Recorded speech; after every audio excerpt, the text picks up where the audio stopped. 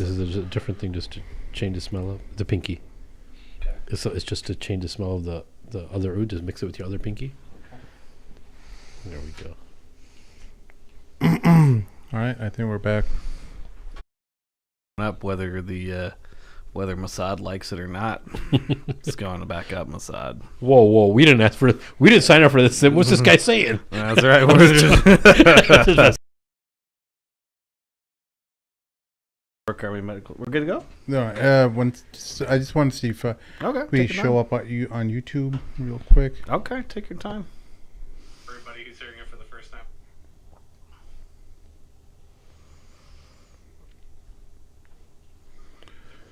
The sun'll come out tomorrow. I think it's live. Bet you buy. There'll be some. Okay, testing. 1, 2, 3, we're live. All right. Nice try, Mossad. It didn't work. We're back.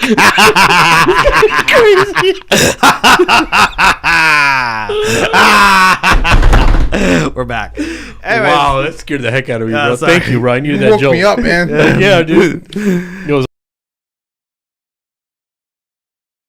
Live. what happened? I was in Brooke Army Medical Center in San Antonio, Texas after getting blown up.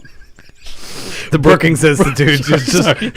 I'm here writing this policy as I'm still recovering from these wounds, and I'm walking around a cane, and I think that the pill is a bit... Anyways, yeah, so I was at Brooke Army Medical Center for 9 months before getting discharged and medically retired from the Army. And I saw people killing themselves left and right. A lot of times it was written as alcohol mixed with medication. The reality was just suicide. So it's a lot higher than 22 a day. I saw a lot of people taking their cars intentionally and going crazy. Combination of PTSD, trauma, depression, losing their marriages, and then people just on all kinds of cocktails of shizakadizzle and just going cray-cray. And you started... I started taking these drugs because I realized this was a dark path. Turning you into a PTSD drug zombie is not. But what is that like? I always wondered. I mean, I saw videos and documentaries about it, but in your case, what was the moment where you're like, I got to stop? What was happening to you? I just watched all these people getting screwed up for weird stuff. Every time nobody loves me, or be like, you're yelling at people. I would always have there was almost always these types of meds involved, and so I'm like, that's not to excuse my behavior or my agency. It's just I look at it I gotta get out, drink a lot. And then I kept drinking. The final straw was for about 6 years ago. I was at a hotel room in Stockton, California, because I was truck driving, and I had a couple days off. And I was drunk off my butt at a hotel room in Stockton, California, and I woke up without pants on, covered in vomit, and I realized this is probably a sign to stop drinking Jack Daniels. Oh, you were drinking the hard stuff. I went through a whole fifth of Jack and a pineapple pizza. And I woke up naked in a hotel room in Stockton, California, covered in that pizza. And I realized I gotta stop drinking. Yeah. Like cleaning after you left. I helped them. I did it more to them. Yeah. No, I felt bad about that. Anyways, so then 2010, I saw all these people getting jacked up, all these people with lives ruined, families ruined, whole 9 yards. And then in 2009. The Department of Homeland Insecurity decided to label returning Iraq War veterans, returning Afghan vets, Ron Paul fans, libertarians, gun owners as potential domestic terrorists. And I happened to be all of those things except for I hadn't gone to Afghanistan. And I was just like, wow, that's great. And the great part is being MP. MP means multi-purpose, not military police. It's a joke. It means multi-purpose. One of the things we got to do is got to do detainee ops.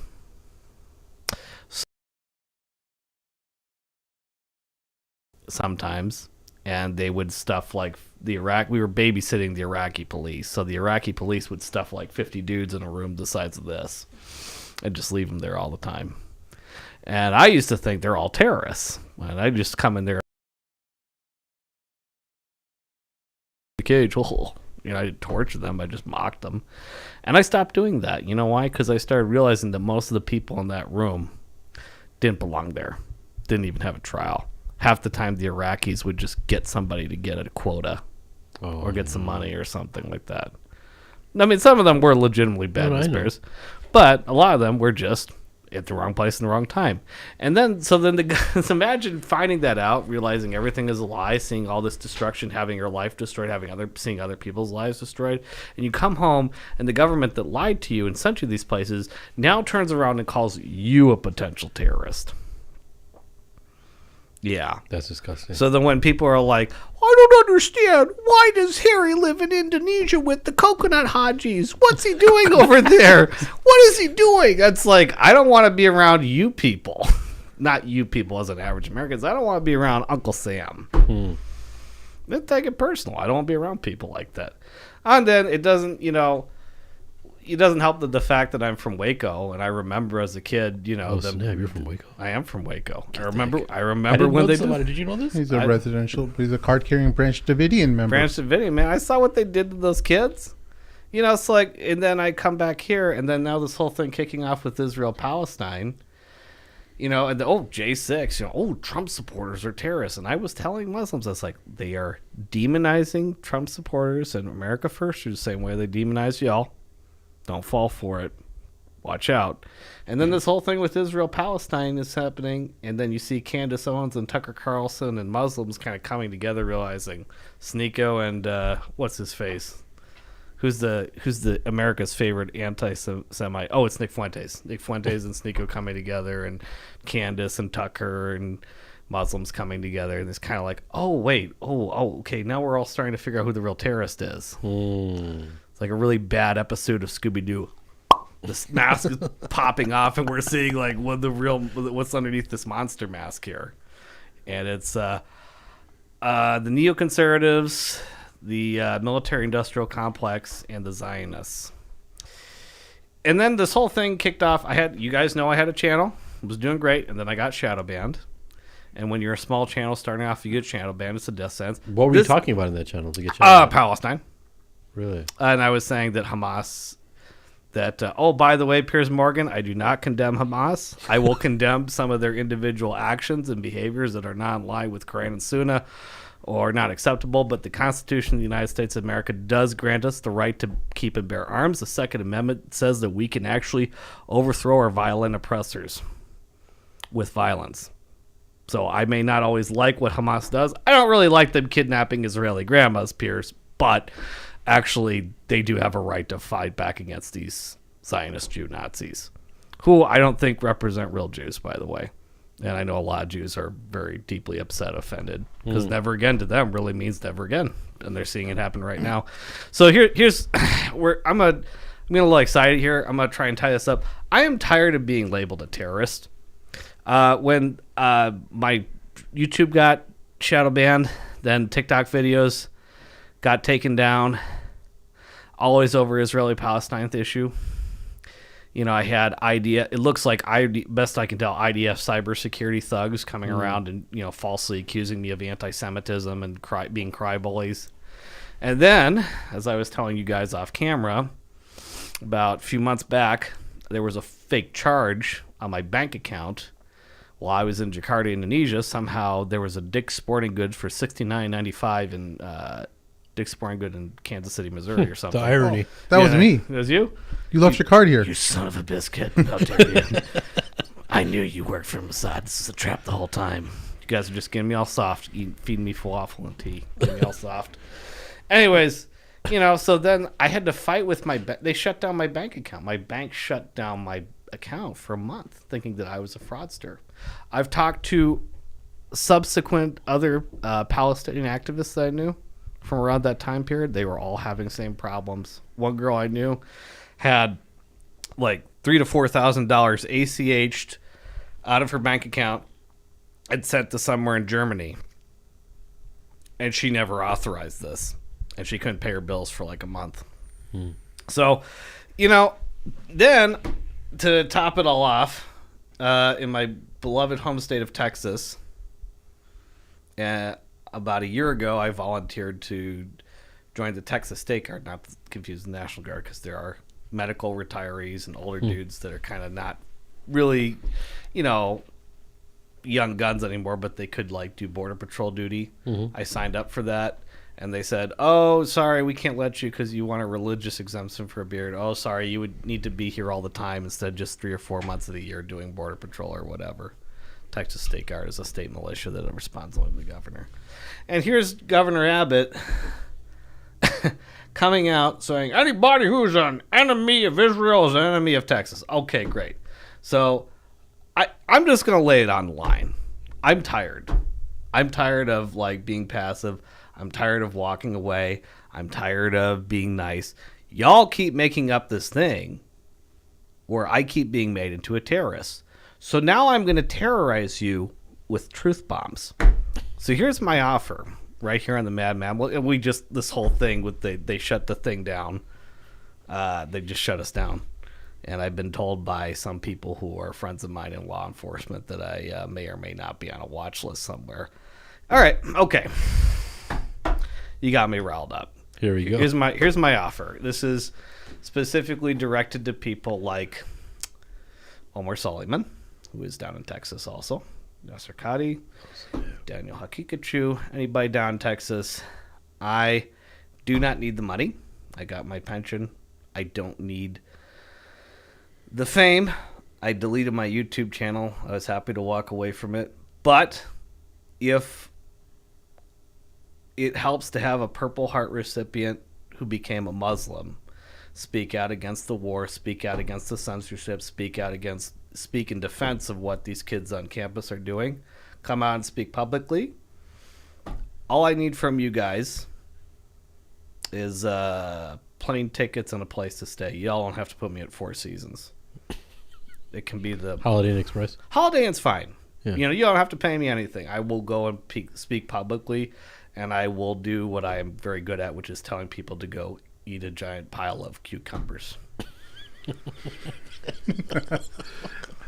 I mean, I want to tell people to, because it's like, I'm like, all right, you want to make me, if Governor Abbott thinks I'm an enemy of Texas and a terror, whatever, okay, shoot me, throw me in jail, whatever. I'm tired of this half-assed, me being labeled a terrorist and not, like just having my YouTube account shut down. Like, you really think that I'm a terrorist?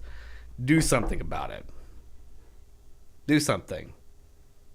Like, pull me in, take me out in front of the Texas State Legislature on the front lawn and shoot me. If you really believe that I am a terrorist, act like I'm a terrorist. Don't half-ass this. Or give me $10 million. I will renounce my citizenship and move to Indonesia and never come back. Whichever. But like, which was more cost effective? Are you sure you want to give them that option? I think it's more cost effective for them to give me $10 million to go away. Because, then you don't have to worry about my progeny coming back and starting a revolution. Since I'm this evil dude who's going to set synagogues on fire and eat Jewish babies, you don't have to worry about that. I think $10 million will... Sheldon Adelson's got money. Write a check. Sheldon, if you think I'm a terrorist, write a damn check. I will disappear. Ben Shapiro, I will disappear. If we really think that I'm this bad, put up or shut up. Because I have nothing to hide. You guys are already... The NSA is already... They already see all my naked pictures on my phone. They already know what I look like naked. You guys can already see all my text messages. I'm not plotting to do anything. I'm not going to get a gun and go shoot up a post office. My back hurts. I would die tired. Why bother? Just, I'm not this guy. So let's go. Yeah. Well, this is my offer, and I'm dead serious. I will go out publicly and say whatever needs to be said. Because the Palestinian people have a right to defend themselves. I don't always like what Hamas does. I don't like them kidnapping Israeli grandmas. I'm not a very fan of that. But the people of Palestine have a right to defend themselves. I mean, how can I, as an American, somebody who believes in the Constitution, someone who used to be a card-carrying members of the NRA, Gun Owners of America, until I declared bankruptcy and to start over, I believe that Americans should have a machine gun in their garage if they wanted to. I think the ATF should be abolished. That's how pro-Second Amendment I am. And that's not about duck hunting. That's about keeping a tyrannical government in check. We have the Third Amendment to the United States Constitution says no quartering of soldiers. Why does it say that? Why does it say no quartering of soldiers? It says no quartering of soldiers because what the British used to do is they would come into colonial settlers' houses, rape their wives, steal their apples, rape their daughters, beat their sons, and take their guns and bend it around a tree and leave them defenseless, broken, and bloodied.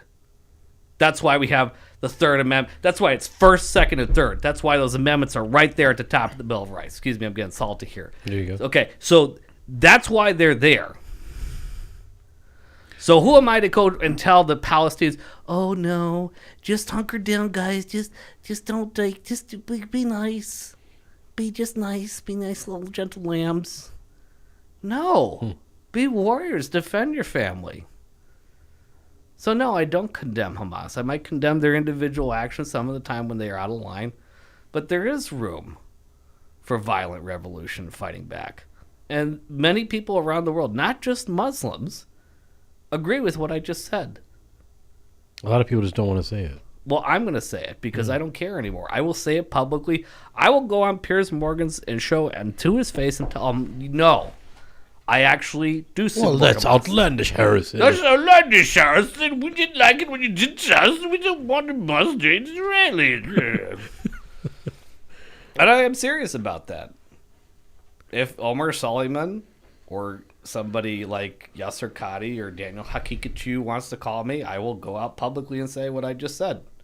I will go in front of the state legislature and say it. Fight me. I'm not just referring to those individuals. I think that people are still, they know what's right and wrong. They have very strong feelings about what's happening. We're still kind of in a shell where a majority of Muslims wouldn't want to bring that heat that you're talking about still. I don't care. I'm sorry to be so salty. No, what I'm saying is I think you would, to them, in their mind, you would be a liability. So they wouldn't call you. That's what I'm thinking. What do you think? Well, I've been labeled a terrorist my whole life, and they haven't shot me yet. So, alhamdulillah, ashhadu Allah la ilaha illallah, Muhammad abdur Rasulullah. Now you may shoot me. Okay? Now you may shoot me. If you really think that I'm a terrorist, you want to make me a martyr in public about it, do it. It's serious. I'm tired I like of where this is going, bro. I've never had a show like this. Because I'm just salty about it. I'm Sam, tired what are of you being labeled a thinking? I terrorist. see your eyes flickering a little bit. Flickering in the sense where you're thinking of things. What's happening? No. I mean, I think it's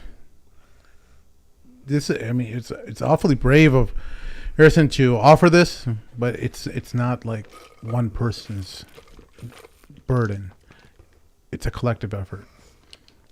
It can be Harrison. It could be 50 other people. It could be, 1,000 people. It can't. It needs to be an overwhelming amount of people who just say, you know what, I don't care anymore.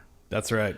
But that's where he is right now. He's like, I don't care anymore. Yeah. Just do whatever you want to do with me. And I can see that. I can feel that through him. Yeah. That's a stage that he's I don't care how long it takes, as long as I'm with you. My wife. Are you sure there's nothing else in that coffee other than strictly coffee? I saw that when I was at the Casey's. I saw the Ghost, the cans of Ghost, which is the pre-workout supplement, but they got canned form of it, and they got it now. Stuff is delicious. That's so good, man. You ever had the Swedish fish one? Oh yeah, that was my favorite. You can't get that in Indonesia. There's too many illegal chemicals in there. Oh, is that a lot of the illegal? No, you can't get that stuff in most of Europe. Oh, you mentioned Indonesia again. There's a part of my brain that's sparking up again. What is it? What's with the sentiment of the Indonesian people as far as Palestine, the war that's happening? Like, how controlled are the protests? Are they even protests? Because I'm not going to be honest. Oh, I with you. showed up at the protest. I'll show you the videos on my. I got them on my iPhone. Got it. Yeah, no, they're very serious about it. Yeah, everybody supports Palestine there. The whole majority of the world is on Palestine's side. Yeah, and everybody's down with Israel. I grew up. I take this extra personally because when I was 10 years old, I was telling him, my mother left my father for a quack doctor in Texas, who was an atheist, Jewish, pro-Zionist naturopath. I know that's a lot to take in. He was practicing medicine without a license illegally in the state of Texas, and he had all kinds of quackery, which I won't get into. I remember being... And my mom blamed me for the divorce. She said I was a bad kid. That's why she had to leave my father for this guy. And later when I came back from Iraq with PTSD, my mom said, "Oh, I'm worried Harry's going to shoot up the church. He's got PTSD and he's scared." And I was having a hard time. But shooting up a church with an AR-15 was not something that I was going to do. That's not who I am, and I never threatened anyone like that. But anyways, back to the stepfather. He was an interesting character who he said, Harry, the Nazi... Is this really how he talked? He said, well, he was pretty nasally, but I make him extra nasally because I hate his... I just can't stand that dude. Okay, Harry, what did he say? Yeah, this is how I cope. I make him extra nasally. I might want to do monologues. Harry, the Nazis had the right idea, but they just went about it the wrong way. Oh, really, Dr. Stevensborn? How is that? And he said, instead of killing all the Jews, they should have killed all the handicapped people. They should have let the smart Jews like me live. I was like, wow. I can see my mom. Said that? I can see my mom picked a real winner. Yes, he actually said that verbatim. And That's he was what Jewish. Wow. And he was Jewish. And so when I see all these crazy things that Jews in Israel are saying, and these polls coming out, and like these TikTok videos coming out, I'm like, I'm not surprised. Zionism, the origins of which are it's a combination of evangelical Christians in the 1800s coming up with madness, and it's also a combination of stuff that was swimming around like eugenics and perverted understandings of evolutionary biology that led to some really dark chapters in human history in the 20th century. Communism, Nazism, Zionism, as far as I'm concerned, they all bunch of nasty little creatures coming from the same soup. Don't you think that a lot of the anti-Semitism, now you're seeing straight up anti-Semitism. Yeah. You are seeing people just... Everyone's sick and tired of it. You're not alone, Harry. There's so many people, if you go on Twitter, X, whatever you want to call it, people are just going after Jews. Yeah. And now people might think like, okay, well, the tide's turned. This actually works in Israel's interest because it does. The way the Israeli thinking is that they want everyone, all their Jewry around the world, to feel like, hey, without us, you're not safe. Yeah.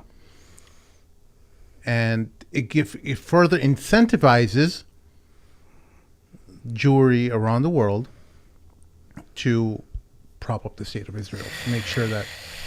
Wait, so you're saying the anti-Semitism around the world, it works in their interest? Yes. Yes. The hardcore Zionists have been trying to tell Jews. In the past, they had to make up stories in Iran or other countries all across the world. They were like, oh, look, there's anti-Semitism in your region. They're threatening you in this respect, in that respect. And they would just make up stories, even though there wasn't anything real. But now, things are getting real.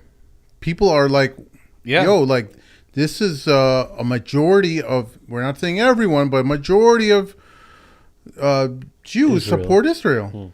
And people are blaming Jews now. That's going. And even though there's like a sizable minority, I would say, I don't know, 20%. Maybe I'm being too gracious. I don't know. But there's a sizable minority of Jews who are completely against Zionism. But that small percentage gets even further put in a corner because now the Zionists have a much more stronger case for Israel to exist. That, hey, look, all these other countries in the world, they hate us. Well, can I just jump back in real quick? I want to make it very clear, and from the group chat, and you've seen things that I've said publicly, I do not hate Jews, and I don't have a beef with Jews. In fact, during the time that I lived with that guy as a stepfather, I also had a lot of good Jewish people who saw I was having a hard time reach out to me and make sure that I was okay. So I want that to be... That's the number one thing I want to say. And they know who they are, and I have thanked them personally, and I mean it. because I was in a very hard place as a teenager. Yeah. So it's personal to me. Also, I don't like this whole thing about blame the Jews for everything, because at some point, like, you know, Governor Abbott's not Jewish. Joe Biden's not Jewish. And Zionism, if you look at its origins, comes from an evangelical Protestant understanding. At some point, we got to look at Christian brothers and sisters, too, and say, hey, y'all have some pretty wackadoodle beliefs about the end times, and you are on this, like, Jim Jones Kool-Aid drinking trip. I love you. I understand why you think this way. You think that it's like Prophet Abraham, peace be upon him, being told to take his son up the mountain and sacrifice him. That's why you do this. You think Allah Almighty, you think God, Elohim, whatever you want to call him, is telling you to go support Israel, whether you fully understand or not. And I actually respect that about them. But they're wrong, and they're dangerously wrong. And many Jews don't like that they're being used like some sort of sacrificial lamb here. So to bring about this crazy, I'm sorry if this offends people, but it's like literally this cartoonish, stylized AR-15 Jesus. I don't have a better way to describe it. It is a Prophet Jesus, peace be upon him, in a cartoonish form that is so distorted from the actual Prophet Jesus. And I'm sorry, but we've got to stop this thing, we've got to stop this thing of just blaming the Jews. We got to hold these Christians accountable, too. It's like, what are you doing with their tax dollars? Most Americans don't agree with this. Yeah, you know the dilemma is? We don't want to get caught into this. No, the dilemma is that accountability only can take place from somebody who can actually hold accountability, right? And I know what you're saying, but the world is in such a place right now that people actually know, even the International Criminal Court, even the ICJ, it feels to them that nobody can actually do anything right now, because even the warrants that America's protecting Netanyahu from, and other, you know, the war cabinet in Israel, people are in a situation right now where they're like, okay, we're actually going to be screwed, and we're going to be screwed for a while, because no one's actually going to. America was the only one that was going to uphold any type of justice, but Israel gets a pass on everything. So no justice is actually going to be passed until this whole Rafah thing is done, and whatever's going to be done after that. And I don't know what your guys' personal opinion is, but is there even a thought that you guys think that they're going to stop and they're going to have a ceasefire for Rafah? No, I think they're going to get destroyed, and that's the other thing. You know, full-blown genocide. I think Israel's going to kill a lot more Palestinians, and they're going to get wrecked in the process, because what they're doing. Oh, they're being wrecked in the process. They're being wrecked in the process. I mean, because I know what it's like to be in their shoes. First of all, I'm not Special Forces Delta or anything like that. Super cool infantry dude. But I can just tell you, watching these Israelis get their ass whipped, they don't understand basic fighting tactics. And in 7 months, they don't really seem to have improved. You know, you don't just send a single tank down an alley by itself unescorted. You don't walk around and gaggle like a bunch of penguins together in an open field. You know, this, like, you don't put your silhouette of your body in a window and just gaggle there and smoke a cigarette. So what you were saying basically is, as far as their capabilities, the reason why they're able to do this is because they have protection, they have all the surveillance, they have supplying and making sure that people can't penetrate the walls. And but they don't actually know how to fight. They don't actually know how to fight. They don't when push comes to shove, they don't know how to fight, and we're seeing it right now. Can you talk about your experiences, at least from knowing tanks? You know tanks, right? Because a little bit. Yeah. I know about armored vehicles. In terms of the Merkava tank and that the Israelis have made, it has all these different anti-explosive defense mechanism. Yes, sir. What's that thing called? The trophy system. They have these trophy systems that are intercepting missiles or rocket-propelled grenades that hit it. Do you think that this tank is even useful? Like, because it seems like they found ways around it, around the trophy system. Yeah. So the thing about armored vehicles, especially dealing with this with Iranian, because the Iranian government, the Iranian IRC, was involved in this. I understand why they don't like us, but yeah, I'm not a big fan of anybody that puts suicide vests on kids and sends them up to places. So I'm not a huge fan of the Iranian government. And there is signs that the Iranian government is starting to realize like they've gone too far. I think this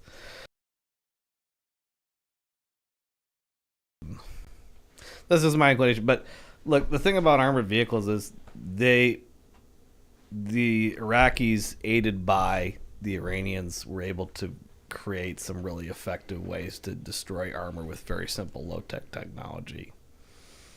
Okay.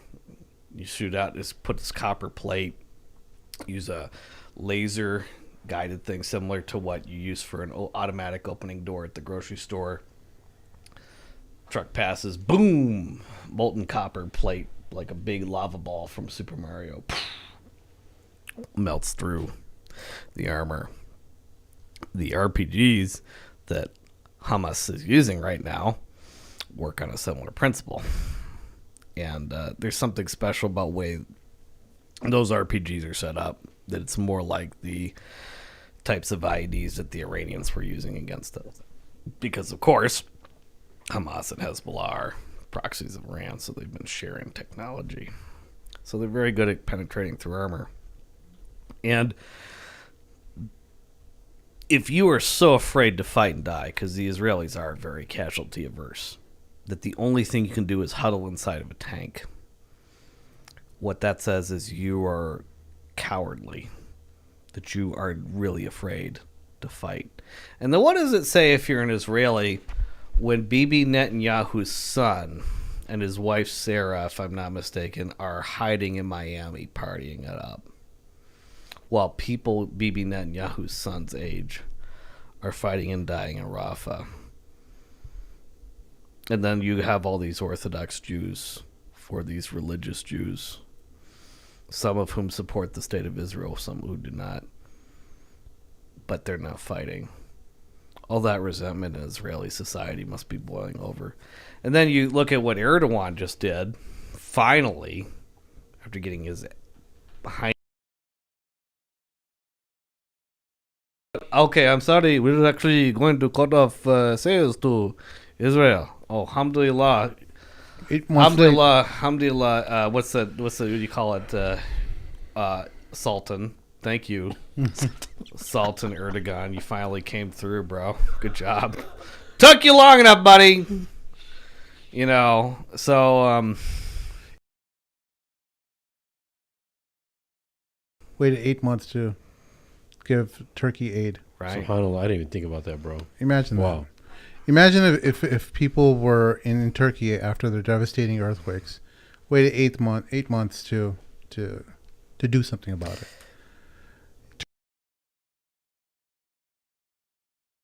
Relations with the Israelis. Yeah. Yeah. Huge, number 8 or really high up Until there. And you don't recently. also And- have and, to uh, expect. I'm sorry to cut you off. You don't have to expect Turkey to send a military there because they're so far, but they have so much control over so many resources that go through Israel. No one's saying Yeah. that they have to launch a missile from there. No, there's obviously posturing that should be done. Yeah. There's threats that should be made, even if the world knows that it would not be conducive for you to fight them all the way. Access. You have to do everything possible to cut off access. Not when you. I mean, it's very telling, and people can see it. When you're losing your elections and you do it, it's definitely not a good look, man. You know, it's sad, to be honest with you. But continue, sir. Continue. I was just thinking, it's important to note, because I do I am sympathetic with the idea that, look, we're a bunch of weak countries surrounded by America and its nuclear armed porcupine on a leash. Because that's what Israel is. Israel stole our nuclear technology and the stuff for a law. Now they have 200 of these bad boys. So, I mean, Israel could really destroy the entire huge part of the Muslim world. Yeah, but they would also be subject to the fallout from it as well. Affect the country you hit, it also affects yours. Like That's what nobody. But here's the wants to use thing. them, Here's though. the thing. They don't care, because they're actually. I agree with Norman Finkelstein on this one. They're actually a lunatic state at this point. Like, they had the inmate. It's not the old school, smart, liberal, rational atheist Jews that created and ran the show for a long time, that's over. The inmates now run the asylum. So I understand. And so... Actually, you're right. It's not that far-fetched that they're going to do something crazy that no one expected. Exactly. It's not far-fetched. But here's the thing. This is where, Sultan Erdogan and Muhammad full of BS and Star Trek... I don't know why That's nobody... why we love white guys, bro. Sullivan. He's supposedly the leader of the Muslim world, but he doesn't do what he's supposed to do. Everybody hates him. They love me, but they hate Muhammad full of BS Sullivan.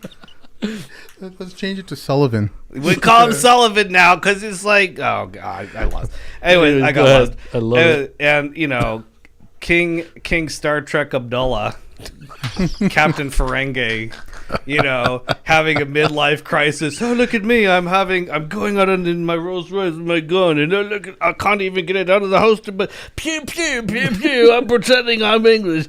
This is the lackluster leadership the Muslims have to endure. But at the like Sir Lancelot in Monty Python, the Holy Grail, when he charges the castle and kills all the wedding guests. They could have at least this flotilla coming out of Istanbul. Where's okay? Where is King Abdullah to say, if you keep sending people this way, we're going to get into the West Bank and start kicking out settlements? Not going after Israel proper, just saying, hey, you can't keep sending more people over across our border. Where is Al-Sisi trying to take back the Rafah crossing? What is it? What's the name of that crossing on the southern border? Yeah, the Rafah crossing. Rafah crossing. Hey, it's like, okay, y'all. This is not the time of solidarity. Okay, you don't have to be like that, but could you at least do something? I mean, at least, alhamdulillah, Sultan Erdogan finally got the message and at least cut off trade, but that should have been done 7 months ago. I understand the logic of gradually escalating the force till Israel gets the... Too little, too late now. Yeah. Now the cat's out of the bag. And now you've got a scary, wounded Israel. They couldn't handle a bunch of ragtagged sand ninjas. Sorry, that's super racist. Such a sand. It's all good, bro. That's a sand ninjas with AK-47s, flip flops, RPGs, and prayers. Couldn't handle that. Now they look weak, and when people look weak, they get scared. And if you're a nuclear armed power and you're weak, and your superior military can't deal with a bunch of sand ninjas, well, now nuclear weapons become a more viable option. Because the IDF can't handle Hamas. How are they going to Hezbollah chariots up north in Lebanon? Yeah, I don't think Hezbollah and Iran's going to do anything, to be honest with you. I think we're going to watch the genocide of the Palestinian people. I think that's what it is. And I don't think... I mean, I hate to be a Debbie Downer. You don't think... No, I don't think you and I agree. I think you and I both agree that they don't want their hostages back. No, the hostages, they could have got their hostages a long time ago. No, they don't want them back. Yeah. They need that as a bargaining chip. Yeah. They don't want to make agreements with them. Yeah. Hamas already, even 3 days after October 7th, wanted to have some agreements, some peace agreements, and they did recently. The people of Tel Aviv, the march that's happening of thousands of people, one of their chances, the paper's right in front of you, sign it, that they're saying Netanyahu. They're not going to be as extreme, but the Palestinians are going to have the same treatment. But they know this. They know the world is not going to be... They're rogue. They've gone rogue completely. They're crazy. And everybody knows they're crazy. And they're going to, inshallah this doesn't happen, but the trajectory that they're moving in, they're going to destroy Rafah. The genocide is actually going to happen. And the people are still going to complain. They're still going to have protests. People are never going to forget. But nothing actually is going to happen until Israel self-implodes. But even then, I don't know, man. I hate to be pessimistic, but I don't see anything really, because this normalization between us and Israel because we want to make money. After all of this, Well, King of Jordan. Sorry, I'm so sorry to cut you off. King of Jordan, Princess Rania comes out. Queen Rania comes out. This is the stupidest crap. Yeah. We're gonna cut off ties. Nothing's actually gonna happen. What actually did happen is though, what Israel did is they made Hamas 100 times generous. Yeah. You know, so it's not a right now game. It's down the road in the next 50 years type Long game. game. Within the next 15 years, of coming to bite them back, and inshallah, us seeing some results that come out of that. Decade or two, much sooner than 15 or 50 years, because Israel is They can't recover from what they just did. No, they can't recover from what they just did. And Israel, there's already lost like 500,000 people have left and never coming back. It's something ridiculously high, and that's a lot for a country of 9 million. The northern half of Israel, next to there's all these people that have come down south towards Tel Aviv that are just sucking up, government money, living in hotel rooms. Their credit rating, their Samsung. Yeah, everybody's slowly pulling out, pulling away. And For right now, Israel obviously have incentivized right a return of Jews. They'll try that, but Israel's going to be less. Israel's going to be more dangerous than ever. Yeah, exactly. For Jews, if you want to have a safe haven for Jews. And again, they're if they didn't claim they didn't like fundamentalist and radicalized individuals. And again, they can never recover from this. How are they going to recover from this? The whole world now sees everything. Yes. The world is even smaller. Technology just puts everything in your face from different time zones, other side of the world, 12-hour differences. It's in your face within a second. You can't change any of that now. What are you going to do? Yeah. No, they can't do anything. They're a dead man walking nowhere. But I'm not convinced that Egypt and Turkey in particular won't do anything. I think that because, remember, Bibi Netanyahu is still trying to start a wider regional war because this is how he stays in power. And he also wants to finally get rid of his enemies once and for all, whatever fever dreams going on in his cabeza right now.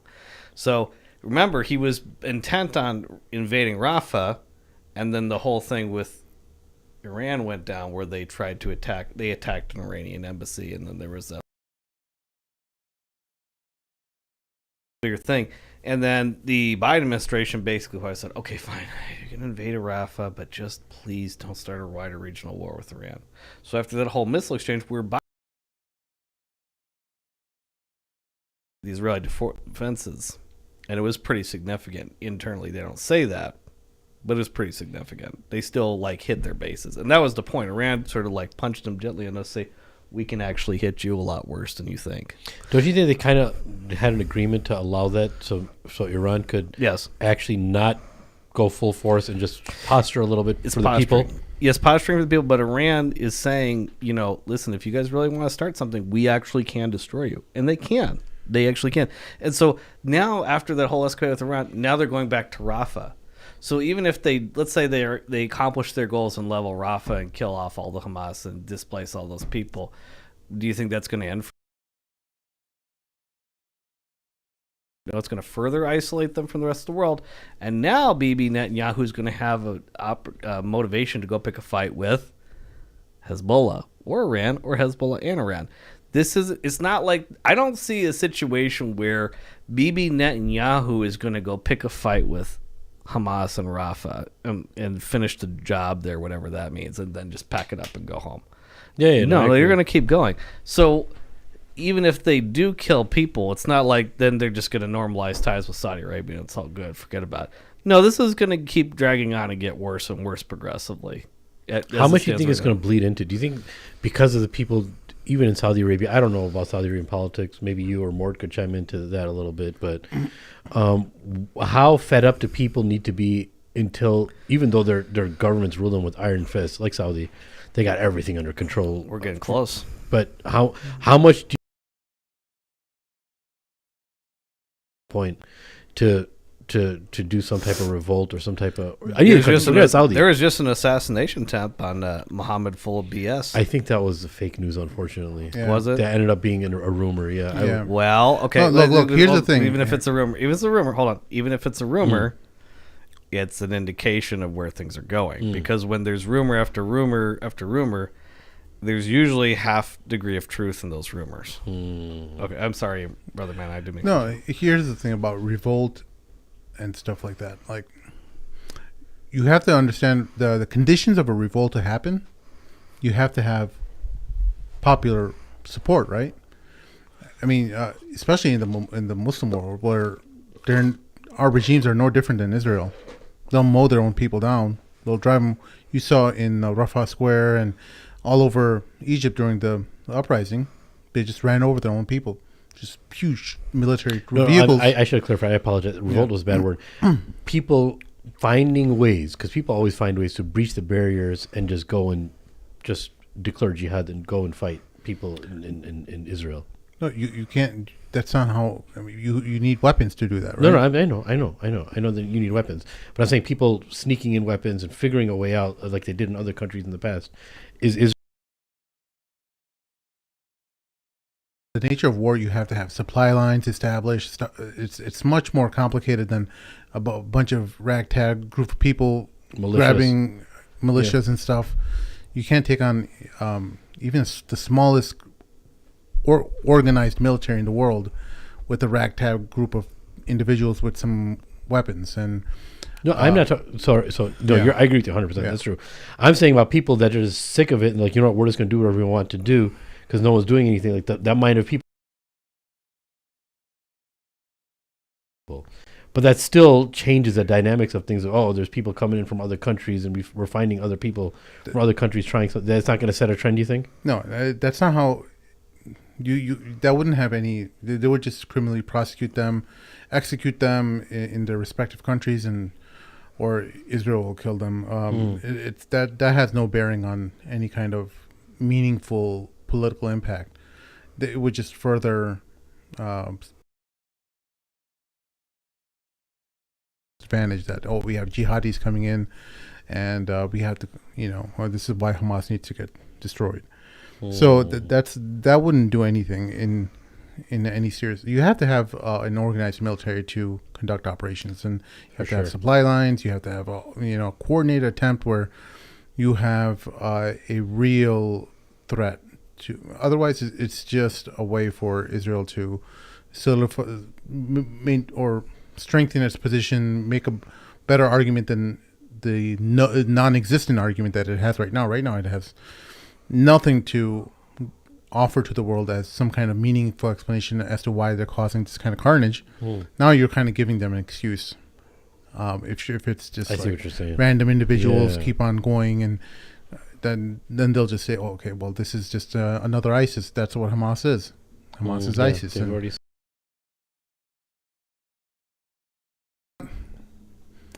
There's no easy answer for this, and there's no. What we know is that the future is dark for them, and we were talking about the some Greek parables and stories and stuff, fables. God, Apollo, he falls in love with this woman, and the woman's name is Cassandra, and he, in order to express his love to her and his gratitude that she would fall in love with him, he gives her the gift of foresight that she could see into the future, right? And so he thought that she would fall in love with him, but she doesn't. She doesn't care for his overtures and his affection for her. And so he gets mad and he says, well, he's not able to take away that gift, but he makes it so that no one believes her. Cassandra syndrome. Yeah. So what she has is what people are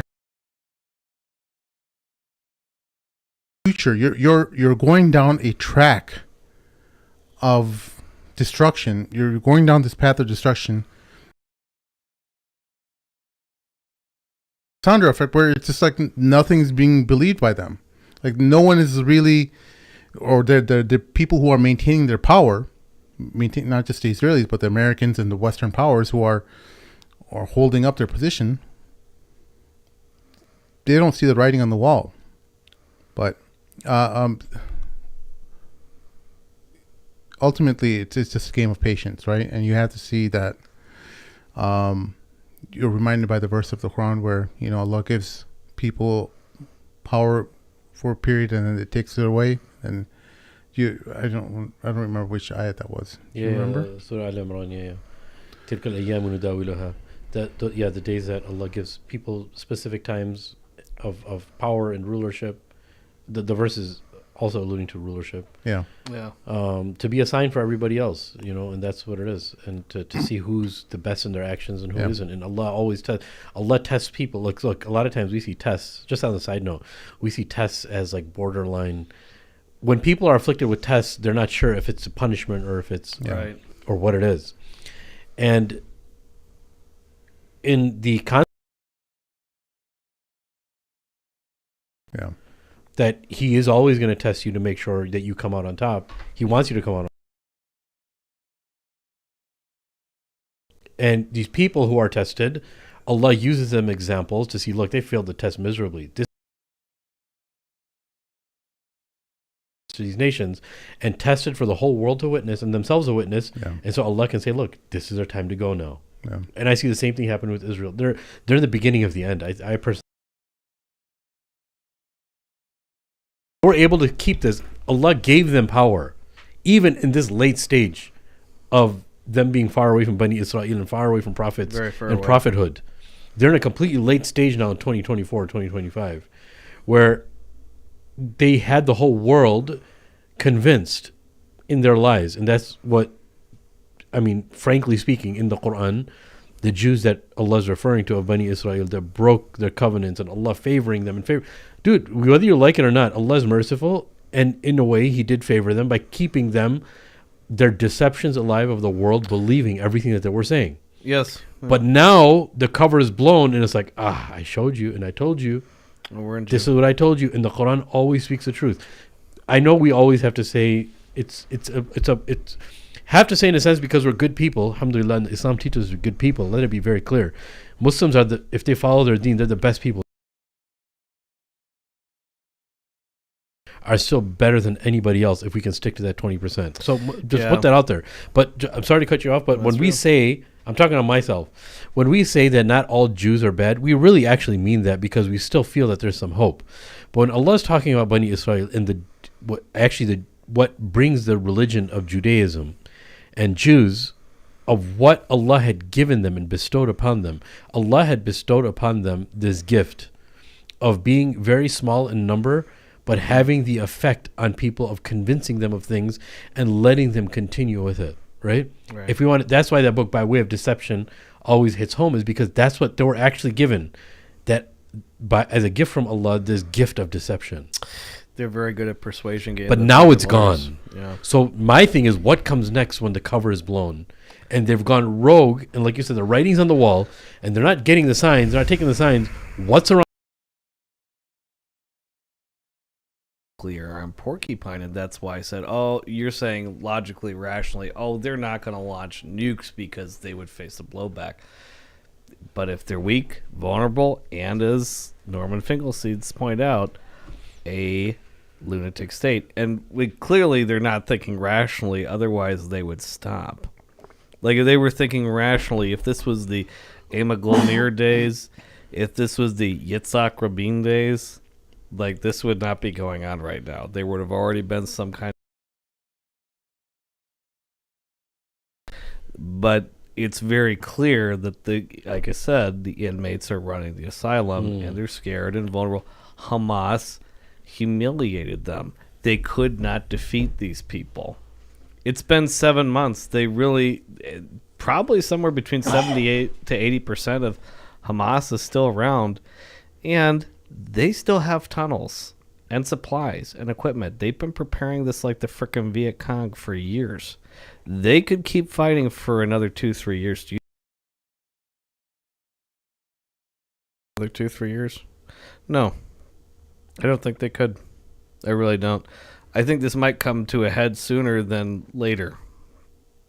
It might not draw out for another decade. So pardon my ignorance. I haven't been keeping up to date with this, but are there fighters actually fighting? 'Cause I'm not going to say just Hamas, just fighters in general, actually fighting back now in this stage of misery and genocide that Palestine is in right now? Are there actually people fighting back substantially? Palestinians? Still there? Yeah. Yes. Oh, yeah. Yeah, they're still And there. Right now, there's no Israeli boots on the ground. The majority of Gaza, they're only in the Rafah crossing right now. Yeah. They're not, But I'm saying, launched but, in yet. how substantial is the fighting? They've absorbed so many losses that they had to pull out. Yeah. And then they said, we were doing a ground up. We wanted to send our troops to the north to solidify our positions against Hezbollah. That was just the cover story. Farce. Yeah. They were absorbing way too many losses. Got it. Wow. Yeah, that's what I'm saying. The northern half of Israel is no man's land. They're not going to win that back. And it's if they got their butts whooped in 2006 by Hezbollah. They had to leave then. Israel is not just on borrowed time in a spiritual sense, like in a military sense. They're defeated. We're much larger, more powerful. I can't really say that we won in Iraq. It's kind of a hollow victory at best. We kind of gave them their country back. Especially after ISIS took took Mosul back. That must have hurt for you when you heard about ISIS taking Mosul. I told people, speaking of Cassandra syndrome, I've had Cassandra syndrome for about 15 years now, and I told people, I was like, this isn't over. This isn't over. No, Harry, we won. Stop being a Debbie Downer. No, this is not over. Got killed by the Navy SEALs. Everybody's like, yay, we killed Bin Laden. It's over. And I'm like, well, I don't like Bin Laden. I think he was a murdering bastard, and I'm glad that the SEAL team put him down. I'm glad. So whoever says that I'm pro Bin Laden, stuff it. That's not what I said. But what I said is, one, we shouldn't delight over the death of anyone, including Bibi Netanyahu. So I apologize for saying I hate my stepfather. Look at that connection you just made. What went through your mind when you read the letter to America from OBL? Well, he was saying the truth. He did, once again, I don't agree with his tactic of blowing up the World Trade Center. I remember that as a kid. It was terrible. And We don't believe that here. I do. I believe the intelligence agencies allowed that to happen. That's what I believe. So did he really do it? He really did do it. No, if they allowed it, did he really do it? Yes, they allowed him. They knew it was going to happen. Similar to October 7th, they knew that it was going to happen. BB allowed this to happen. But my whole point is that, Bin Laden was a monster for doing what he did, and he did need to get put in the ground like a dog, 110%. No. But for me, I wasn't super enthusiastic that day because I had read Michael Scheuer's book, Imperial Hubris, when I came back. And but couldn't somebody say, sorry to cut you off, couldn't somebody say that he was doing exactly what Hamas did to Israel? That's what his retaliation was? Yeah, well, that's my point, is it's kind of missing the point. Yeah, you can kill a commander, but it's not really missing the point. That's why I was saying, you're asking me about the letter he wrote. Yeah. That was kind of the point. Yes, great, we killed the monster Frankenstein. So what about the Dr. Frankenstein that created the monster Frankenstein? When are we going to hold this doctor to account? That was my thinking of when Bin Laden got shot. And then it's have we learned the lesson that's going to prevent this from happening in the future, or are we just going to continue an endless cycle of bloodshed? And unfortunately, we didn't learn the lessons. It's pretty obvious. So that's why when that happened, I wasn't super enthusiastic, because I'm this isn't really about Bin Laden. I'm glad Bin Laden's dead, but it's not about him. It's not about Bin Laden. And that's exactly what's happened. And okay, go ahead, wipe Rafah off the face of the earth, kill every man, woman, and baby, kill all the goats, wipe Hamas off the face of this planet. Yeah. And they don't get that, and they're going to learn. Some Israelis do understand this. The smart Israelis have already left. The Israelis that we could have a logical dialogue and come to some sort of two-state solution, you're going to pull all the settlements out of the West Bank, and we're going to have a real two-state solution in peace at a time. Yeah. those people have already left. And those people don't have any power, and America doesn't want that anymore. Anyway, No. So it was all a farce. Well, I will say this in defense of Joe Biden, who I'm not going to vote for, wasn't ever going to vote for, never been a fan of. Joe Biden apparently did just finally stop at least some symptoms of bombs. Finally. But he's even It's he's too late, genocide though. Joe. Obviously, he's a leader of of America, so he has to be responsible for everything. Too little, too late. Yeah, no, of course, it was way too late. I mean, after the first month, it was too late. But he's not like. What do you say to people when they say he doesn't even really run the country? He's incoherent. He's not really running the country. Okay. Like, I think it's factually and objectively true. He's not running the country. Yeah. He doesn't make the shots for the country. Well, okay, this is getting back into the whole I hate the Jews thing, and Jews run the world. I don't think Jews run the world. Oh, I don't think so either. Now, some people do, though, and some of the people in the group chat and other places do. And I do get into it with them respectfully on occasion because, again, it's taking away agency from the other people who benefit off this. You know, the Quran says, and you can correct me if I'm wrong here because I'm not a Quranic scholar like you are, but the Quran says, do not take the Jews and Christians as close allies. To the best of my knowledge, it does not say during the Quran, but there's a reason it says that.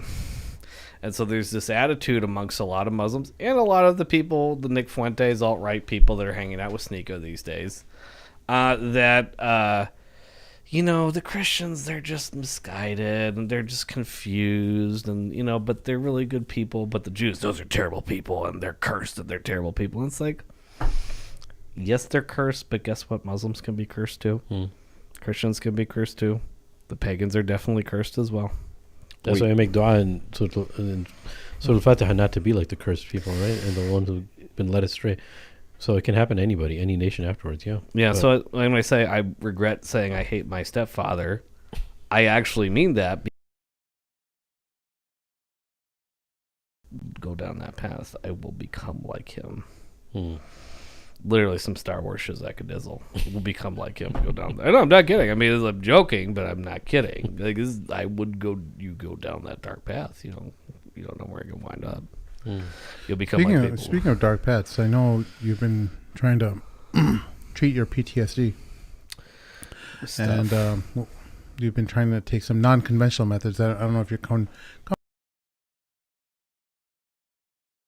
Oh, we're definitely going to talk about it. okay. You know But was why? this the surprise thing you were going to talk about, or was that already mentioned? The I already did. announcement? Okay. My surprise. There was something else too that you wanted to talk about. I did. Well, again, I'm dead serious. Yes, sir, Cuddy. Haka Pikachu, Hakikachu. Whoever wants me to come and speak publicly on college campus, wherever form you want, I just need, Holiday Inn doesn't have to be 4 seasons and a plane ticket. I'm there. If it helps. If it's not needed, and it's useless, or you want me to go talk to other rednecks, you want me to go talk to Alex Jones, I'll go talk to Alex Jones. I'll go talk to Alex Jones. Alex, if you're listening, I'm here. Let me come talk to you, bud. Me and Arse next week. That's Alex Jones, that'd be fun. Whoever. But the other thing is, I want to talk about ayahuasca. Oh, snap. Okay, so part of my journey to Islam, one of the things I noticed is that there's a lot of talk about psychedelics has come out of the last decade. And one of the things in the scheme of things have mentioned this too, Islam seems to match up best amongst the world religions with the understanding that you get from taking psychedelics. And that seems like kind of a weird thing to say, because most of the time when you think of world religions and psychedelics, you think of like New Ageism or Buddhism or something.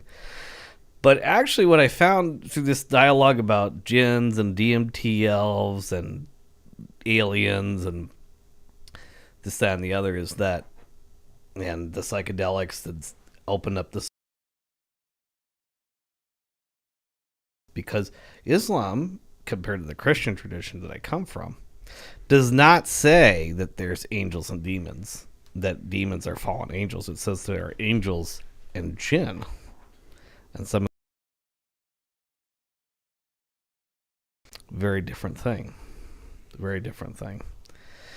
And I would say the psychedelic experience matches up most with that. So I always found it interesting. Before I became Muslim, I wanted to do ayahuasca because I'd heard about the help for PTSD for veterans, and also I'd heard about I wanted to see the metaphysical realm in another way. It was really fascinating to me. This I was starting to see more connections with the psychedelic realm and the Islamic understanding of things. So I found this group called Heroic Hearts. They're a non-for-profit organization. What do you? Heroic Hearts of Siraj? No, bro. That's called. What's wrong with you? You're supposed to be the serious one. No, I'm being serious. What's his name of his organization? Siraj Bhai. Yeah, it's called Heroic Hearts. It's a different one. Okay, no, I thought. What? All right, go ahead. No, it's okay. Yeah, it's all right. I thought he was Siraj Bhai switching supporting gears again. ayahuasca. No. I thought he was switching gears. I thought. Anyways, go ahead. All right. I'm confused. That's Go okay. I fully accept and understand. Heroic Hearts. Go ahead. My apologies, Siraj Bhai. Yeah. No, why are you don't Chef. apologize for shaking. No, It's okay. It's okay. We'll explain it later. But go ahead. I'm looking forward to explaining. Siraj Bhai would not support ayahuasca. Oh, okay. Well, he just- will after I have a conversation with him. Inshallah. Let's see. I want to hear this because I'm very diehard against ayahuasca. Let's hear. Let's Okay. talk about this. So, it was after I had signed up for, filled out my application packet to go to Peru or Costa Rica to do this. It's Heroic Hearts is a veterans organization that sends people abroad to these places and gives them ayahuasca experiences. And it was about a month before I went on with you guys on the first time. What was that? About 6-7 months ago I was on with y'all? So about a month before I went on with y'all, they said, "Hey, Harry, you want to sign up for ayahuasca? We got a trip to Peru coming up in a couple months." I was like, well, it's a bit late, but okay, better late than never. Alhamdulillah, I'm going to do this. And so I remember after the first meeting I had with you guys, I was actually in St. Louis Airport on my way to do ayahuasca in Peru. And I was talking, don't do it. You're going to see evil aliens and evil creatures. And you're And going the to get mother. possessed. Yep. And then I was talking about in the group chat with y'all, and Elias was like, "Oh, Len, I'm so worried about you. What are you doing? Oh, no. I see these boys in England. They're doing the ayahuasca, the DMT, and they're talking to spirits. Look at Joe Rogan with the thing on his tattoo on his arm." And Elias was just freaking out. And then I went and did ayahuasca anyway. And I was like, I don't know about that. Because, okay, I know we get... Even if I don't agree with all the stuff he says, in fact, a lot of things he says I don't agree with. Mufti Abu Layth was the only guy 5 years ago talking about ayahuasca and Islam. And I just found his conversation fascinating.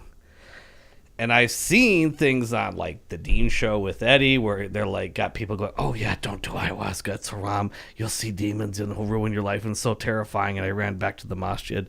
And then you'll see people like Mike Tyson, also our Muslim brother, say, "Yeah, ayahuasca saved my life, man. That's great, man. That's amazing."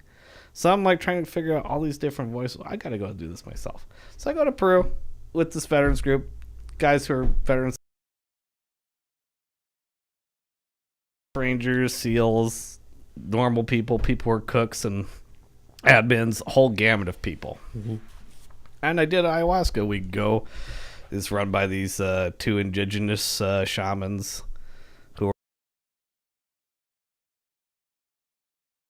we go in this thing called we went to this nature preserve in the rainforest in Peru, and we did ayahuasca together in this big room called a maloca. It's got this pointed wooden roof, and we did ayahuasca, and the ceremony starts off like they start smoking cigarettes.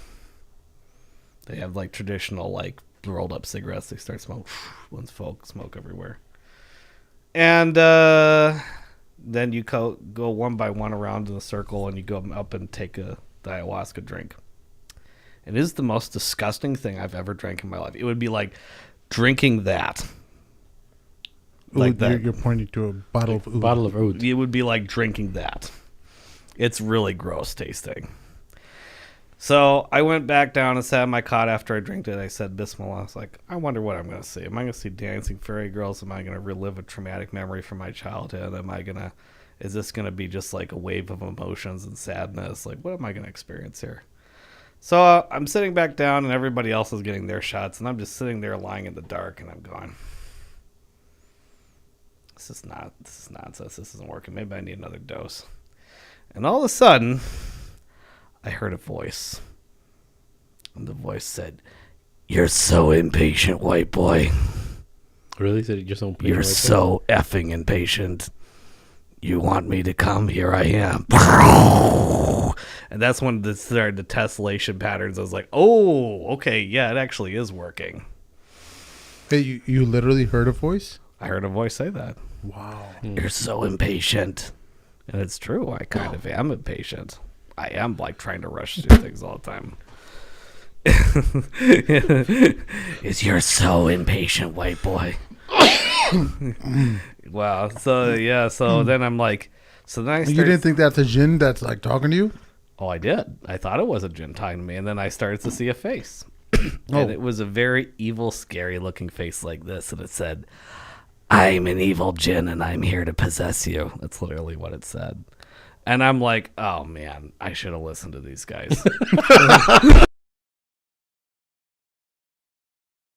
That was like a horrible feeling because it's too late. It's too late. And it's like, I'm going to get inside you and eat your soul forever unto the ages of ages and drag you into the hellfire, Harry. He really said that? He literally said that. You remember it that well? Yeah. So when you were doing that, I know with your face, but like what other facial features do you remember? It was it like like a red it was or- like an outline of a face. It was like a cartoonish outline of a face. Like I still saw the background of the sky and everything, the ceiling and everything. I see. Don't be like him in a shaitan regime. It's like, oh, that's not gonna work. I'm still gonna possess you. I'm still inside Shut you. the hell up. He did, and I said, wow. All right, Allah, please help me. And he goes, why are you complaining to Allah? And I said, well, because you're a jinn and you're trying to possess me, so I'm going to have to fight you. And I'm like, starting to fight him. I like literally started putting up my fist, like, I'm going to fight you, son.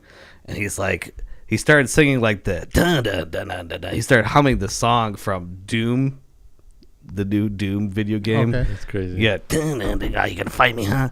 And I was like, oh, well, what are you? Are you jinn? And he's like, I'm not a jinn. Well, do you love Allah? What do you, sir? Who are you? Other voices go, because we're you. And then the face went away. Versions of me, like little cartoon bodies of me with a big oversized head, my head. They started talking in Monty Python voices. Is the weirdest thing. Like, hello, Harry. Why your elves? Here we are. You wanted Distracting us from to, your brain, yeah. you wanted to come see us, and here Distracting we are. from your memories, yeah. Yes, and then I realized, oh, because there was a dialogue I saw between Jordan Peterson and Terrence McKenna talking about, are they real creatures or are they part of you? And it was part of me. It was just me pulling a prank on myself, and I scared myself pretty good. I'm not gonna lie. And then so the elves said, Harry, we got a message for you. Why are you so angry? And I was like, I'm not angry. Oh, yes, you are. You're so angry about all the bad things people did to you. You're so angry.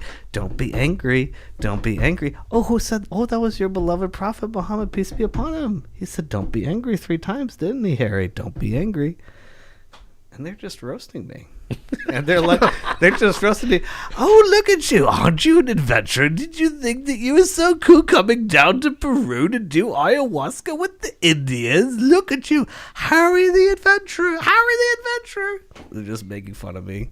And they were kind of right. I did have a bit of an ego, but look at me. I'm doing ayahuasca. I'm so cool. And they were making fun of me. They're saying, your ego. You're so silly. You're such a silly white man. Mm-hmm. And then they start saying, what's Harry doing in colonizer. Shut the hell up. This is so funny. I don't know if you're serious or joking. I'm dead serious. This is crazy. They were really saying This is crazy, bro. It was a little miniature version of me with a giant head saying, Harry, the colonizer. Georgie, Porgy, Harry Pie.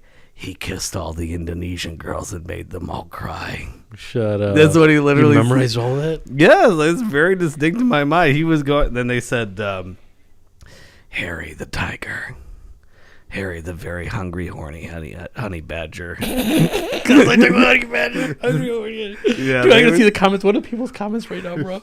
Yeah, just they were really going hardcore and making fun of me.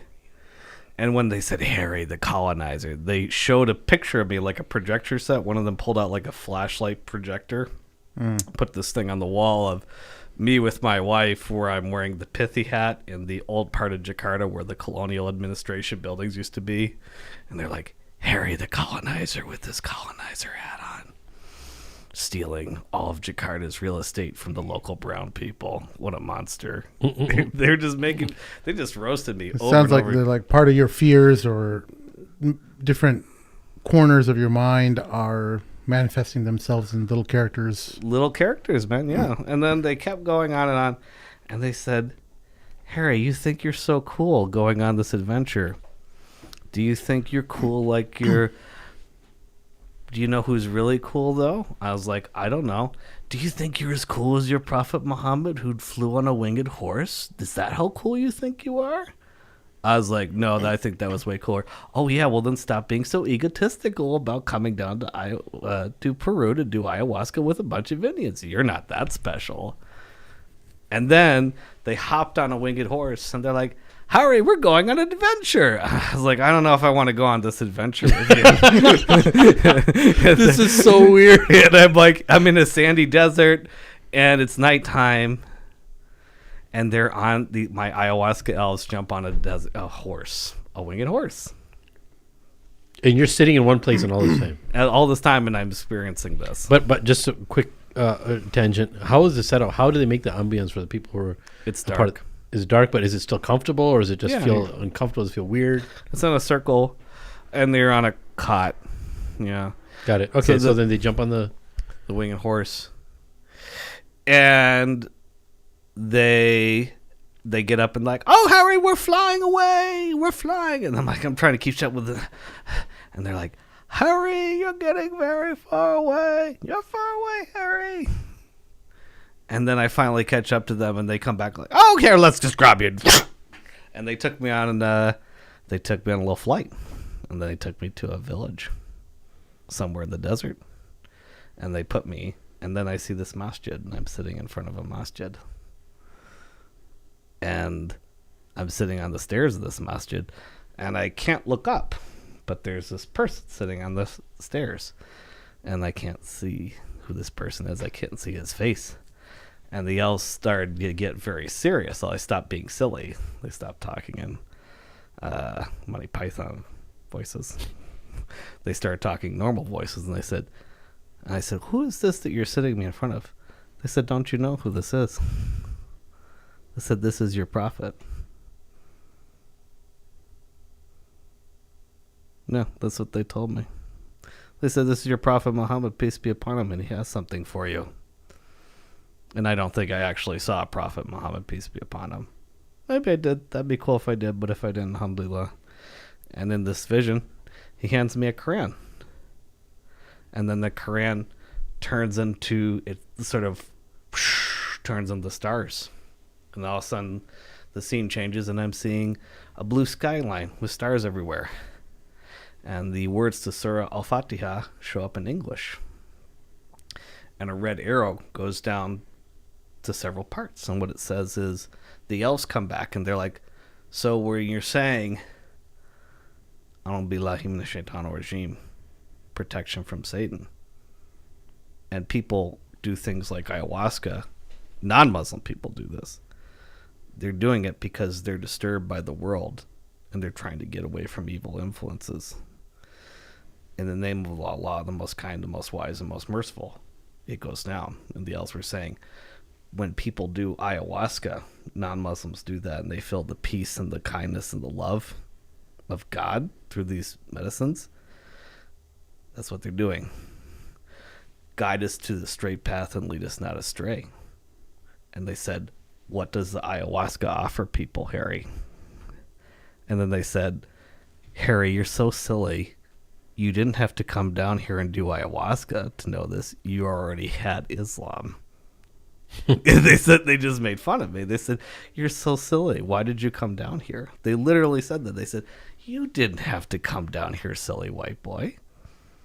Did they say white boy? They said it's white boy. They said, you're so silly. So silly, Harry the colonizer, the white man. You're so silly.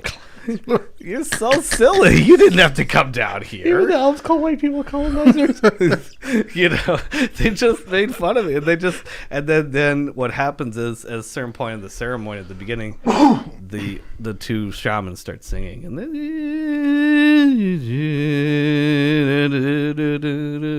and the woman, and then it's like it starts getting really beautiful, and the elves like started being friends. Say, Harry, you came down here, you're all angry about things that happened in the past. Don't be so angry. And they just kept saying this over again. Don't be so angry. You should forgive everybody who did bad things to you. You don't have to talk to them or be friendly. You don't have to be angry, because if you don't let go of that anger, Harry, they said, you're going to go down to the dark place. You're going to become just like them. Would you like to see a preview of the Hellfire, they told me. Would you like to see a preview of the Hellfire, Harry? And I was like, no, I'm going to pass. Right, okay, we don't have to do that to you, Harry. We'll do that next time. What? No, we're just kidding. We won't do that to you if you don't need it. They just kept making fun of me. And they said, you don't have to come back here if you don't want to, but just know, it's just very simple. Just don't be angry. Your prophet already told you, don't be angry. Don't be angry. Don't be angry. And then I told this to everybody the next day, because it's like, group therapy sessions afterwards, and they just all laughed. They thought it was hilarious. Oh, you told them about everything? I told them about everything, yeah. And how long does this trip last? It lasted about 6 hours. And so while this is going, while I'm having this like ridiculous conversation with these elves, I think some people had like really terrible things happen to them. Yeah. Some people had like also really positive visions about goodness and love and universal brotherhood of humanity. And other people had like, I'm so sorry, Susan. Why is this a terrible husband? And people are like throwing up and throwing up. Did you throw up at all or no? No. They see a lot of people. Most people throw up, right? Yeah. So they were like telling me, all that anger, if you just throw up and let it go. I was like, how about I just let it go? And people who saw me doing this, like I'm shooting free throws up in the air as I'm laying down my cot the next day, told me that. But what I literally did is, I'm just not going to throw up. I told the Elsa, tell you what, I'm not going to throw up. I'm just going to go, let it go, like Elsa from Frozen. And they're like, oh, that's good enough, Harry. My God, alhamdulillah, you did it, yay. They said alhamdulillah? They said alhamdulillah. They start clapping for me. They did. And so everybody thought this is funny. And the next night, because there's 3 nights of ceremonies, I did the ayahuasca again. And the elves just did what they'd done. Oh, you're back for more roasting, Harry. Don't be a Harry, the horny honey badger. Harry, the colonizer, came back for round 2. And then it was basically 2 more nights of the exact same thing. And they were very explicit. What they told me on the second and third night was to come back and tell Muslims. This is where it gets the dialogue and controversy. They said, there is value in this, but it only makes sense if you do it in a Muslim context, because the Shipibo Indians and the people who are practitioners in these kinds of arts with psychedelics, particularly ayahuasca, are usually good people. They're usually wonderful people, in fact. I saw this photo of Yusuf Estes shared this photo of these Native American Indians taking their shahada and then going to masjid in traditional Indian garb.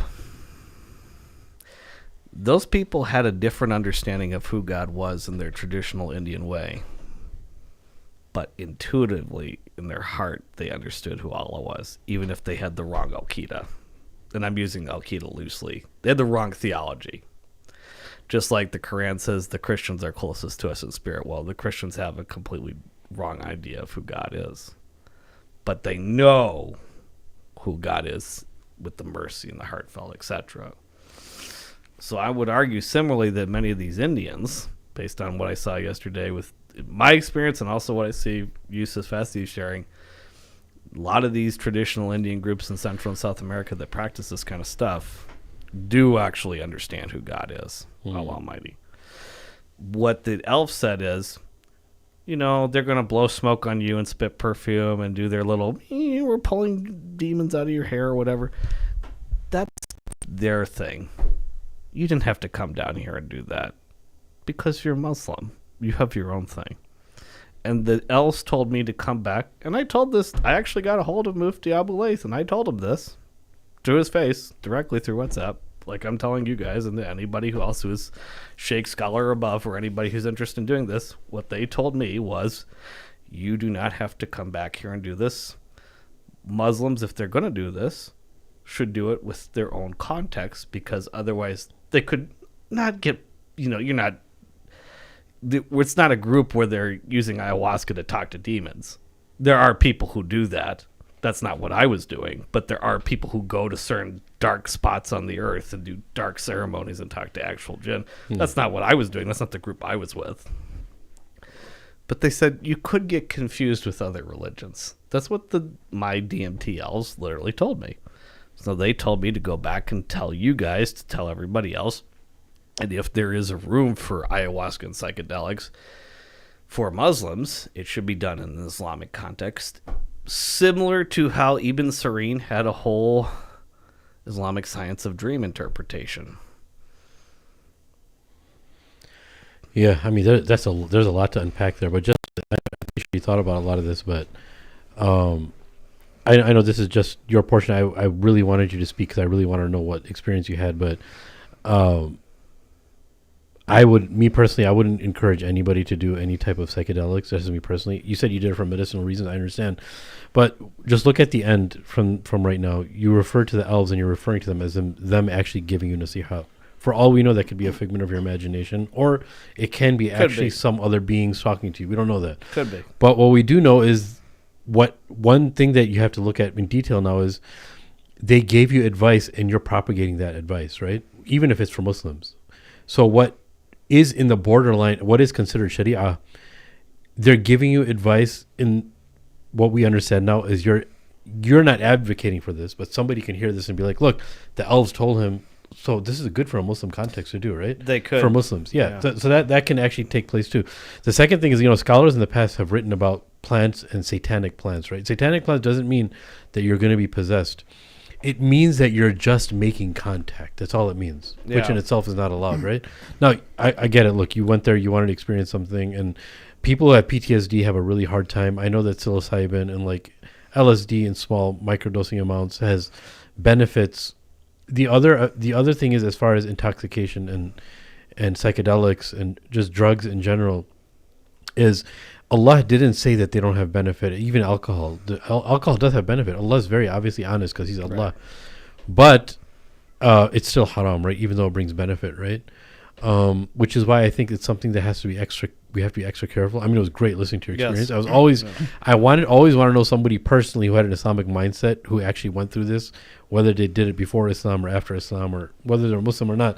Like, I'm going to be one of those people. If somebody does ayahuasca or even DMT, I want to listen to their experience first and then talk to them. I'm not going to cut them off and say astaghfirullah haram and all that kind of stuff in between, because I actually do want to hear what happened, just so I can get a better understanding from somebody who's Muslim of what effects the waswas have on them, if they are waswas from shaitan, or they're waswas from the shayateen, that what type of experience they have, if it is that, because it can just be something that's in the mind, or it can actually be a satanic plant, is what was referred to, even like marijuana in the past for Muslims and stuff, and juris in the past. But yeah, go ahead. And I'm glad you said that, because the purpose, and I told the people I was doing this with, there are doctors that are doing research down there. I have them as contacts. I'm actually sharing the story because I was doing this for for the purpose of Islamic science. Not because I'm a scholar, not because I'm a sheikh, because I'm certainly not those things, but I wanted to come back and give this experience so that people could dialogue. But your primary reason was your PTSD, though. That's what primary. That's the number one reason why it even came up in your frame of thought. From my understanding, even sorry to cut you off, even the PTSD medication, a majority of it, I mean, it's not really taking care of the problem. Is numbing issues, and things can get radically worse while you're taking it, or even if you get off of it, right? No, because it's true. In this case, this is not like that. This is like having a dream where it shows and indicates certain things that is wrong with you. Like cognitive behavioral therapy. Yeah. Well, no, it's like a sense. It's like as I've been Muslim and I start having. If you have dreams that are like a dream from Allah, which is loaded with intense symbolism, and it tells you something. And there's obviously dreams from the shayateen, there's dreams from the devil, and there's dreams that are just nonsense in your mind, and then there's dreams from Allah, and there's a way to distinguish those things. This is my suggestion. It obviously needs to have more debate and dialogue. Yeah. And there's one end of the spectrum that says, oh, all psychedelics are haram. And then there's this other spectrum that says, these are perfectly acceptable. Let's just Leroy Jenkins and jump right in. I'm not saying either one of those things. I'm sharing my experience. And I will say again, the elves told me that I did not have to come back here again. Very clearly. Which could have been yourself telling you that. Well, the elves, the elves are you. I'm going to say this. The more I understand about Islam, the way I would describe the DMT elves is I would describe them like on Judgment Day when your hands and your feet are testifying against you. That's what it felt like. The elves are not the jinn. In fact, I asked the elves, so if you're not the jinn, are the jinn real? And I'll tell you this one more thing that's happened to me on the second night. They said, we're not the jinn. We're you. We're part of you. It's like your consciousness. We're like the hands and feet that testify against you on Judgment Day. They said the jinn are a separate creature. And they said they did this thing for me and visually where they had like a slot machine. And it was like an alien and the ghost and the demon. It was kind of like running ding, ding, ding, ding, ding, ding, ding. It was going down. And then it went jinn, jinn, jinn, jinn. It was like a slot machine in Vegas. It had like a Bigfoot, an alien, a spaceship. And it's saying, they're doing this visual for me, and then they're telling me all those things are jinn. Loch Ness Monster, Bigfoot, Ghost, these are all jinn, right? We know this, that these things, these interdimensional, these supernatural things are often usually jinn. Mm-hmm. So what they said is, and then I asked them, I said, because I have had a sleep paralysis demon stalk me since I was a child. We know about this, sleep paralysis. So I asked them, it's like, what is this sleep paralysis demon jinn thing coming out? Is this a real thing or is this imagination? And what the elves told me, my elves said, no, it's real.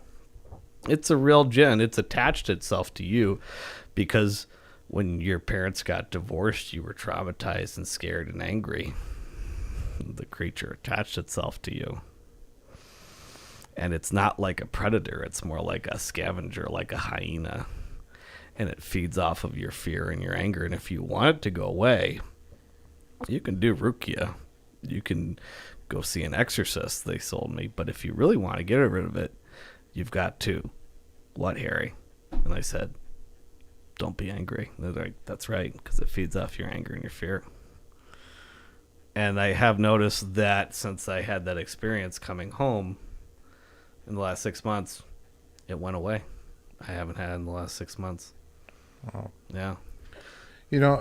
So oftentimes you hear someone who hangs out like with religious people, sometimes in Sufi circles, you hear people who say they talk to so and such Olia in a dream, or someone who was a very pious man from the past who gave them instructions that they need to pass on to other people. Well, Harry's experience is like, to me, in that sense, like that's how I interpret it. I'm not saying it's not true or discrediting it at all. I think it was meant for Harry, and I think that interaction, that person who is a religious or holy person who had a dream of some sort where he felt close to one of some part of Muslim history or someone who they believe is a awliya of Allah. It's meant for them, and there's no way you could ever use that as a reason to pursue that. Like, someone who's listening can't say like, oh well, Harry's experience was good, and Harry's little people told him to tell to everyone else to come and do it. You can't operate from the Sharia doesn't operate or give you any kind of a new vector for receiving instruction. No, it doesn't. Out of someone else's experiences. No. You know, and ultimately, when it comes to PTSD and treating that can be a debilitating disease or a problem in your life where you have to search high and low in every avenue in the world to see how to cure it, because PTSD is not a problem that goes away. And for in the context of Harry, doing this to try to find a solution for his problems, I'm not going to say it's halal or haram. I'm not a scholar in that sense, but I understand why you did that. It's for science, literally for science. Yeah. I'm literally a case study that anybody can get a hold of me and ask questions, and I'm not suggesting that people should or shouldn't do this. I'm just saying that I was told to go take it to people, and here's this experience. Y'all decide about it. Y'all think about it. That's what I was doing. Yeah, and for the record, Sheikh Amr said no, don't do it. Don't come after the show and say, how come you guys didn't stop Harry? Here's a grown-ass man. He's making his own decisions. He's just sharing his thoughts with us. Yeah, and you have to look at the specificity of it. He has PTSD. How many Muslims actually have PTSD? Like, not like PTSD in the sense of like figurative speech PTSD, like somebody who's been blown up by an IED and been through war and been through all that other trauma that's associated with war and all that. That's all very, very specific. And yes, people who I'm not talking about just Muslims. Anybody who goes through any hardship, extreme level of hardship, is going to try everything possible to help themselves, even if it's reaching for DMT or LSD or whatever the case is. It doesn't mean that we're going to say that itself is allowed on all levels of Islam. That's not what we're going to say, right? And we're not going to say, like, when Harrison is saying that they came to me and told me and I'm spreading this out, like, that's him saying that. I don't agree with that notion. That's me. But you're a grown man. You can say whatever you want. But for someone to say that and to say that I'm here is almost like you're declaring you're on a mission. You're telling everybody based on your personal experience, and not saying if it's right or wrong, but using that experience to spread the word that, hey, this is what I was told. That's your personal experience, and that's cool. But what I'm saying to people in general is that, number one, PTSD is very, very difficult. Number two, in Islam, generally, the more trying, and this is aside from PTSD, I'm talking about everything else in Islam.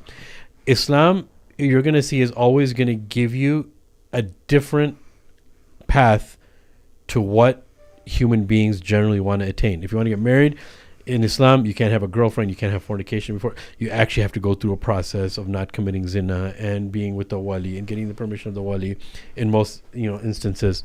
And Islam always is always going to show you, kind of as a test in this world, the lengthier path, right, to do things. And I think the last thing is that we should actually welcome people that have these experiences, especially if they went through PTSD, and hear them out and see exactly what they got from it and what they benefited from it. Like you said, this is a case study. This is something I think that's important for scholars to know, and I think is definitely something that you should be available to, and people should understand that they can reach out to him and ask him questions, especially from a scholar class. They just sit down with him or just even message him and talk to him more about more specifics of this experience. My fear, Harry, is that people contact you and try to get a license from you. Because dreams are different, right? Dreams are very, very different. They use your experience to say, Harry told me, No, we're not saying you're doing that. We're not saying you're doing that. We got your back. We're not saying you're doing that. Okay. I was very specifically doing this for Islamic science to go back and have this dialogue.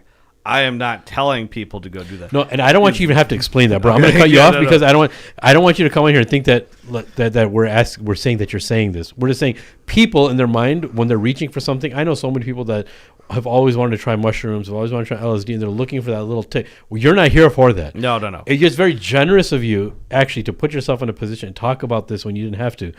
As far as the dreams are concerned, this is the last thing I'll say. And I'm gonna give the floor to you. Okay. As far as the dreams are concerned, look, dreams are something that you don't induce on purpose, right? It's something that happens to you. Rasulullah told us about it. And it's so strong that Rasulullah even said what? The closest thing to prophethood is a good dream. Meaning that if you want to understand on a molecular level, the closest thing to prophethood is a dream, which means that we're going to get it. Not all of us remember them, but some of them that we remember have meaning to it. And there's 3 types of dreams, obviously. And one of them, obviously, is the one that's from Allah. But even if Muhammad ﷺ comes in your dream, Usuliyin and the people of fiqh have talked about this. If Muhammad ﷺ comes in your dream and tells you to do something, it's actually not fard for you to follow it because Sharia is finished now. Yeah. But it's preferable for you to do it, but you can't tell other people to do it because it was specifically for you. Right. It's mustahab. It's preferable for you to do it, right? But the reason I'm mentioning that is I don't want people to start equating ayahuasca with dreams because you're in a similar state. Because one is induced and one is not induced, right? One is just happening naturally through a natural sleep pattern that Allah encouraged us to take, which is sleeping. Similar right? but not the same. Similar but not same. Exactly, yes, sir. But I'm so glad that you're able to actually talk about this. Because look, you could have been a Muslim on the Muslim side and been like, I don't want to talk about this in public because it's something that's debatable or something that's considered intoxicant or psychedelic. But you're an open book, bro. You're I'm very open book, yeah. Yeah, and that's amazing. That's amazing. And I'm not just saying that to sugarcoat and be wishy-washy. Yeah. I'm being serious. It's not an easy thing to do. And again, what I was told is that if that's not just if there's a role for this. So again, I'm not saying if the blah blah blah. No, if there's a role for this in Islam, it should be done in an Islamic context. That is beyond my skill set to really fundamentally determine. The whole point of me sharing this story is for people to have a dialogue similar to things like coffee. Coffee had a long, drawn-out dialogue back and forth over centuries. Not centuries or decades? Decades, yeah. It was decades. It was a long time. And alhamdulillah, finally came to understand about coffee. I am saying we should have the same dialogue about psychedelics. That's what I'm saying. Yes, you're not saying they're apples to apples, obviously, but you're saying that the same depth and process that took place with caffeine and coffee should take place with psychedelics. Yes, that's very much what I was saying. And again, I don't know if Prophet Muhammad, peace be upon him, was actually the person in my dream or if it was just a figment of my mental processing. I don't know. That's Allahu Adam. I don't know. But what I do know is that I was told very specifically to go back to Quran and Sunnah and that you don't have to be here.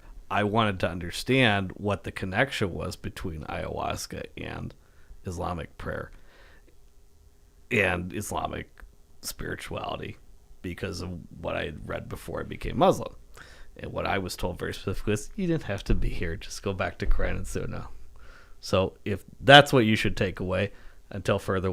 And also I want to add, I am more adventurous and more wild. Not just PTSD, but also I'm much more adventurous and more wild. And I have very different tolerances than a lot of other people. So you might not be if you've never left your hometown. This might not be the thing for you to just go jump off and do. Also that. Just like there are things that people have tolerances for that I could not do. Different types of tolerances. Yeah, no, it's something to be discussed and dialogued. And sorry guys, I just realized how did time fly? It's almost 11:30, bro. Well, we did have how crazy is that? We did get No, I'm good. I'm just saying. No, I think because we had that outage. Yeah, the outage. Yeah, I'm just saying the time just flew. Yeah, we got to So wrap thank this you up. for your stories, bro. You got to come on again. Harry? Yes, It's thank been you a so pleasure, much. man. Thank you so much for coming. Yes, sir. Oh, likewise. Thank you, gentlemen. And my offer still stands to whoever's listening up at this scholarly level. If you want to put up with my crazy ass for a weekend or something. Invite him, get him a hotel, fly him down, get the Purple Heart to talk. It's been a pleasure, Harry. Yes, Make sure you sir. hit us up next time you're in town. Absolutely, brother man. Thank All right, you. brother. We'll see y'all next time. Assalamu alaikum. Bye-bye. I want their leader brought here. I want him brought to me. I want the revolution crushed.